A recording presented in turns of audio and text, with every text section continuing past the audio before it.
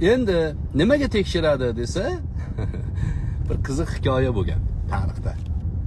Sanada boshqa narsani bilmadim, lekin bor hikoya. Shomda katta bir qamoqxonani ko'chirish ehtiyoji tug'ilgan. Katta qamoqxona, u qamoqxona o'ta razil qamoqxona bo'lgan. O'ta. Endi iflos qamoqxona bo'lgan. Faqat o'tga o'sha onasi bilan hattoki onasini ham zo'rlagan, birovi qiziga tajovuz qilgan, eng haromi, eng isqirt odamlar to'planadigan joy. Ularni qamashdan qamalganidan xalq hatto norozi. Nimaga? Urib o'ldirishimiz kerak bularni. Bularni urib o'ldirishimiz kerak deb o'sha qamoqxona atrofida poylab yurishadi o'sha haromilarni. O'sha joydan o'sha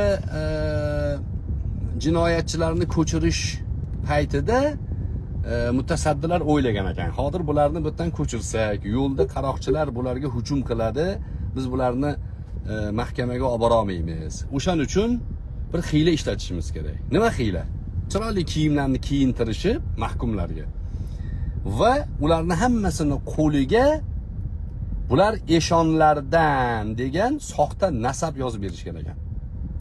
Bular eshonlardan deb soxta nasabni yozib, yo'lda endi u paytda mashina yo'q, samolyot yo'q, bu cho'ldan narigi cho'lga ovutish kerak. Yo'lda mobodo kimdir hujum qilib, kim bular desa, falon anu haromilarni qamoqxonasidagi mahkumlar desa, butun xalq kelib ularni pachag'ini chiqarib tashlaydi. Uni oldini olish uchun soxta nasab ko'rsatishgan ekan. Soxta nasabni qo'llarga berib qo'yishgan. Bular eshonlardan, bular sayyidlardan, bular payg'ambar avlodi. O'shaning uchun bularni olib ketyapmiz deb, ularni qutqarish uchun shu ishni qilishgan ekan. Nima bo'lgan? Yo'lda ketishayotganlarida ularni qaroqchilar hujum qilib, hammasi deyarli hammasi qochib ketgan ekan. Qo'lida nasab bor. Sayyidlardan degan. O'zi haromi. U nasab soxta. O'sha qochib ketganlar keyin har joyga borib o'zini nasabini go'yo ko'rsatib, men sayyidlardanman, eshonlardanman deb xohlaganini qilib kelgan shu kungacha. O'shaning uchun ulamolar aytadiki, bir odamni sayyidlardanmi, sayyidlardan emasmi, eshonmi bu, eshon emasligini bilish uchun o'ziga, avlodiga qarash kerak degan. O'zi kim? Jamiyatda qanaqa o'rni bor? Haromdan hazar qilmaydigan shunaqangi rasvo odammi? O'g'li kim? O'g'ri shunaqangi haromdan hazar qilmaydiganmi? Bular o'sha anu qamoqxonadan qochganlar bular. Qo'lida eshon nasabi bo'lishi mumkin. Yozuvdi. Lekin qamoqdan qochganlar. Va bularning aksariyati o'zini, ya'ni jinoyatini oqlash uchun biz eshonlardanmiz, bizni eshon deyishadi, biz payg'ambar avlodimiz deb buni oldinga suraveradi. Ana shundan bilasizki, bular qamoqdan qochganlar bular. Bular qamoqdan qochganlar. Chunki eshon bo'lgan, sayyid bo'lgan odamlar o'zlarini hech qachon sayyidliklarini din mavzusida odamlardan narsa undirish, gaplariga ishontirish uchun ishlatishmaydi.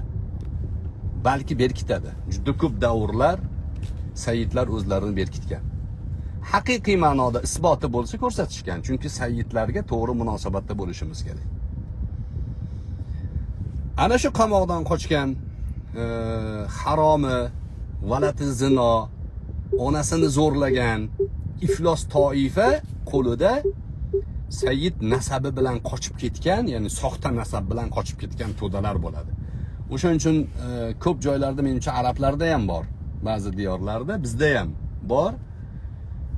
Eshon peshingacha eshon, peshindan keyin u o'zgaradi degan xunuk maqollar chiqqan. O'sha o'zgarib qoladigani, haromdan hazar qilmaydigani mana shular bo'ladi.